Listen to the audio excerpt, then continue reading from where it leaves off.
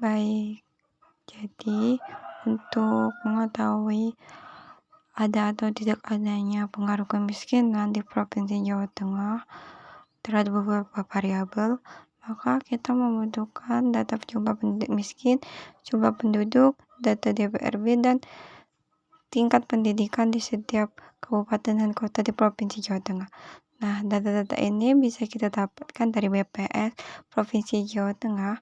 Di sini ada Provinsi Jawa Tengah dalam angka 2024, bisa kita unduh publikasinya. Nah, setelah diunduh akan muncul Provinsi Jawa Tengah dalam angka 2024. Nah, di dalam dokumen ini sudah ada data-data jumlah penduduk, data PBRB, tingkat pendidikan, dan lain-lainnya. Nah, setelah itu data-data yang ada di sini bisa kita satukan atau kita pindahkan ke dalam satu file Excel seperti ini. Di sini ada kabupaten atau kota Provinsi Jawa Tengah, jumlah penduduk miskin, jumlah penduduk, tingkat pendidikan, dan juga PDRB harga konstan.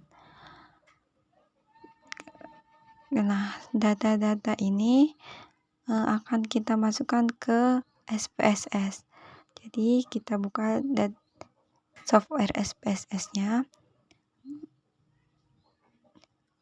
Kita klik variabel view. Nah, dari variabel view ini berfungsi untuk memasukkan variabel-variabel yang akan kita butuhkan untuk analisis.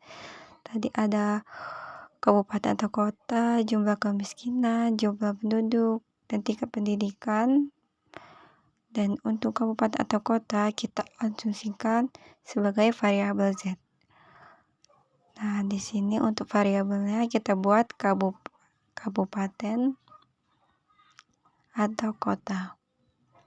Lalu yang kedua, variabel Y yang mana asumsi dari nilai jumlah penduduk miskin. Labelnya kita buat jumlah penduduk miskin.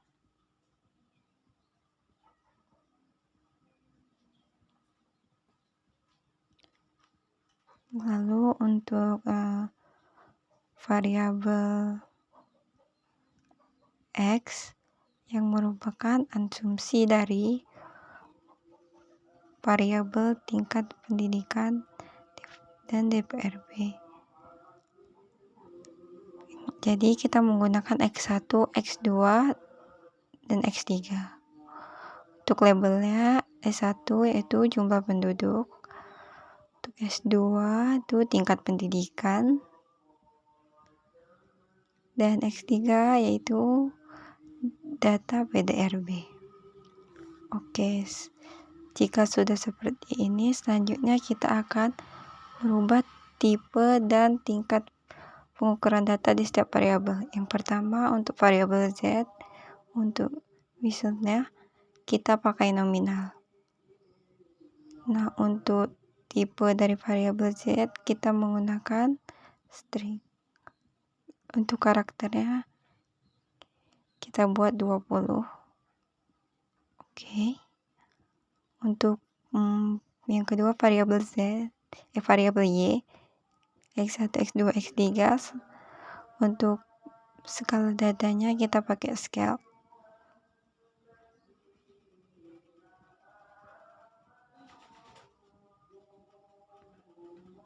Nah, selanjutnya untuk tipenya, untuk desimalnya kita masukkan semua jadi 0.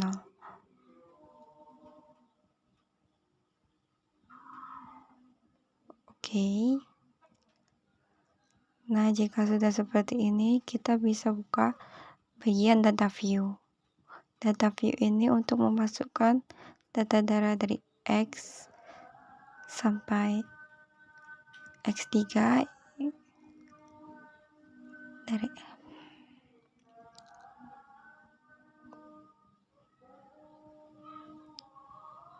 kita copy data-data yang dari Excel, kita copy, lalu kita paste di SPSS. Oke, jika sudah berhasil diimpor data-data ke SPSS, maka kita bisa lanjutkan ke analisis. Kita bisa klik analyze atau kemudian regression, very linear, kemudian dependent dan independent.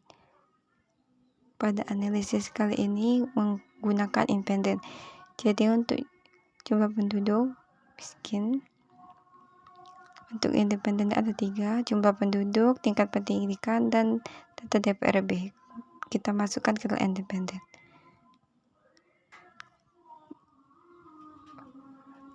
Oke, selanjutnya pada bagian statistik kita bisa centang confidence intervals, levelnya kita ubah jadi 90%. Kita centang S-square, deskriptif, collinearity diagonis, dan Darby Watson.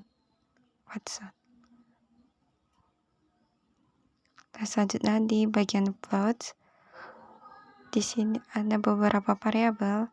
Kita bisa masukkan SRSID ke dalam variabel Y dan ZPRED ke dalam variabel X.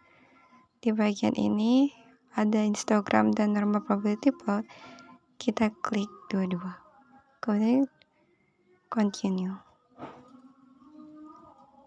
Pada bagian save, di sini kita centang unstandard. Klik continue.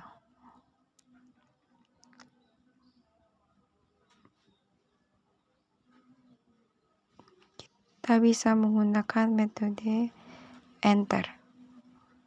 Oke. Jika sudah seperti ini, kita bisa klik OK untuk melanjutkan.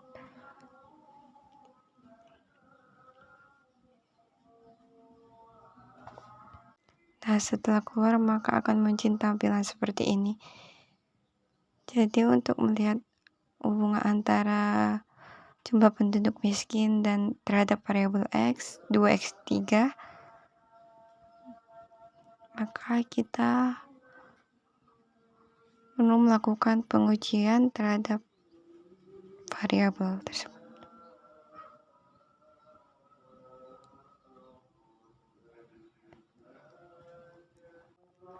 Dari output scatter plot.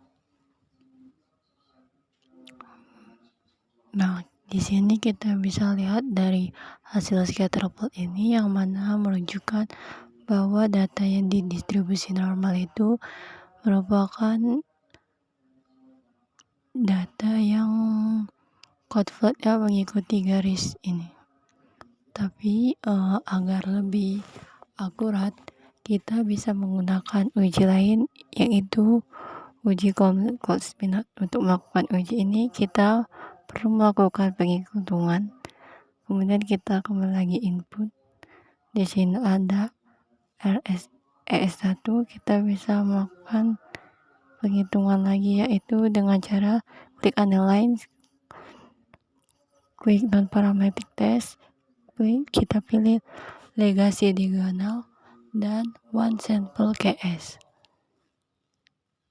Oke, selanjutnya di variabel understand rate ini kita bisa pindahkan ke kotak test variable list. Nah, jika sudah kita klik OK.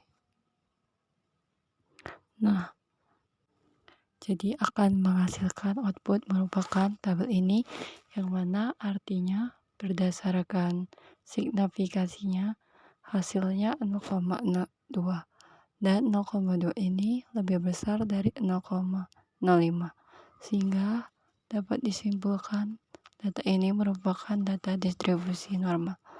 Kemudian uji yang kedua yaitu uji kolonialitas, yang mana bisa kita lihat dari tabel koefisien. Di sini tabel koefisien yang mana kita bisa lihat dari nilai kolonialitas dan statistik IF-nya. Apabila nilai nilai koordinasi toleransi di bawah 0,1 dan PFB 10, maka terjadi kolonaritas. Sedangkan hasil SPSS yang tadi, bahwa nilai kolonaritas toleransi itu berada di atas 0,1 dan PIF-nya di bawah 10, yang mana tidak terjadi multikolonialitas. Selanjutnya uji yang ketiga itu ada uji heteroskalasitas. Nah, uji ini bisa dilihat melalui scatter plot. Nah, ini jika hasil scatter plot menunjukkan di setiap dot atau kabupaten atau kota menyebar tidak teratur, menunjukkan bahwa data ini tidak ada heteroskalasitasnya.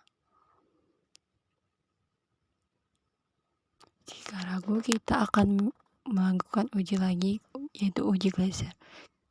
Kita kembali lagi ke input, kemudian pilih menu transfer, count variable. Di sini kita bisa masukkan ABRS. Pada numeric expression kita pilih all, kemudian klik 2 kali ABS. Nah, di bagian variabel ini kita masukkan untethered ke ABS.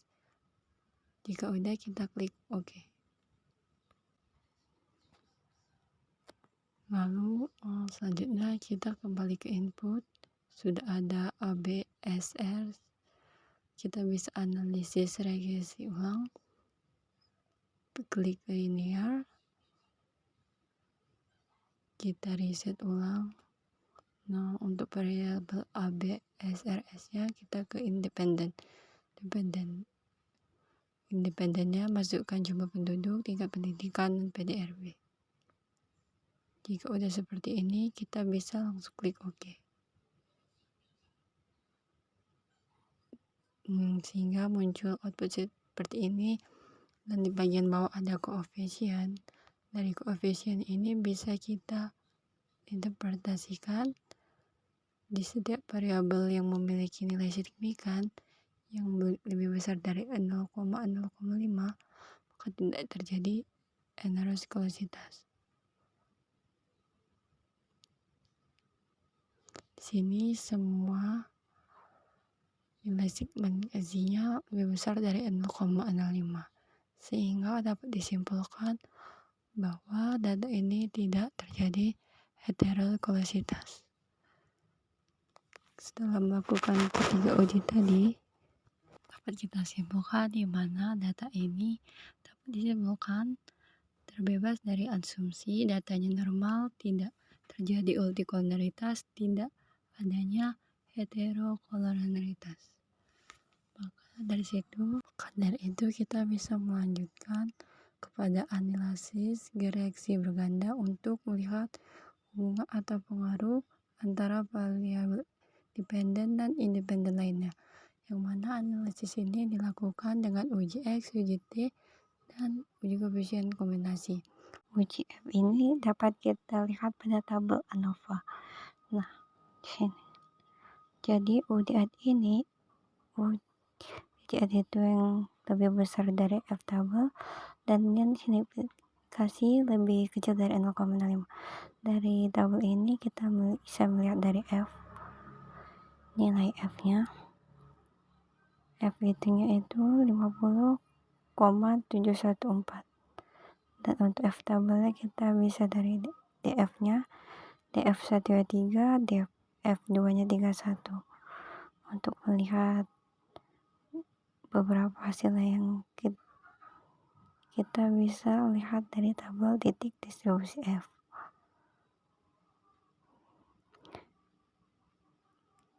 Di sini bisa kita cari untuk tabel titik distribusi F. Alfanya itu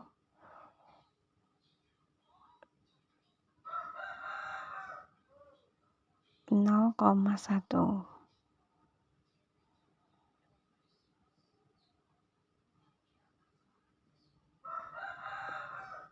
Tadi kita dapatkan F tabelnya 3,31.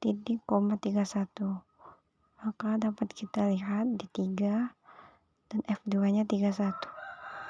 Maka hasilnya di 2,269. Kita kembali lagi ke output.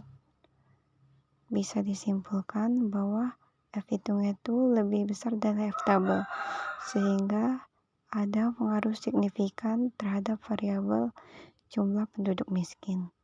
Oke, selanjutnya bisa dilakukan uji T. Uji T ini untuk melihat pengaruh dan hubungan antara variabel independen dan independen.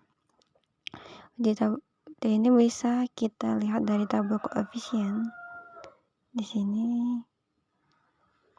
apabila dihitung lebih besar dari T tabel dan nilai signifikasi lebih kecil dari 0,5, maka adanya pengaruh. Kita lihat untuk nilai T hitung dari 6,884, T hitung dari tingkat pendidikan minus 0,5 dan PDRB minus 4,121. Untuk menghitungnya kita bisa menggunakan rumus T tabel, yaitu alfanya itu 0,1 dibagi 2 titik koma N itu jumlah sampel, yaitu 35 kabupaten, dikurang variabel independennya 3 dikurang 1 sama dengan 0,1 titik koma 31. Dapatlah 0,05 dan 31. Dapat kita lihat dapat dari tabel titik kritis distribusi T. Tadi kita dapat 0,05 dan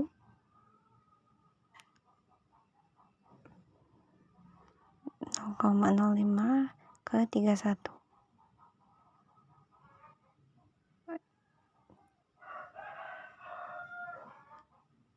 Nilai T tabel itu 2,39. Kita kembali ke SPSS.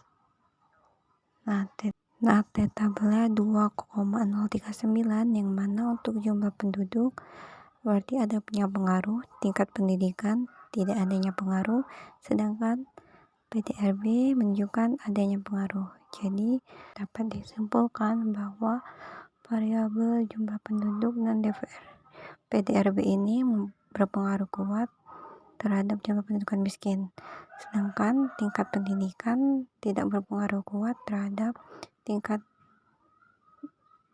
penduduk miskin.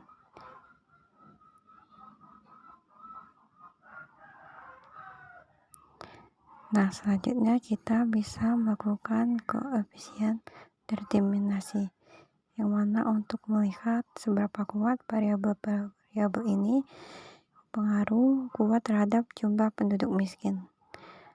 Kita lihat tabel model Sumardi. Di sini ada R-square menunjukkan nilai 0,831, yang mana artinya ini nilai jumlah tingkat pendudukan ini berpengaruh sebesar 0,831.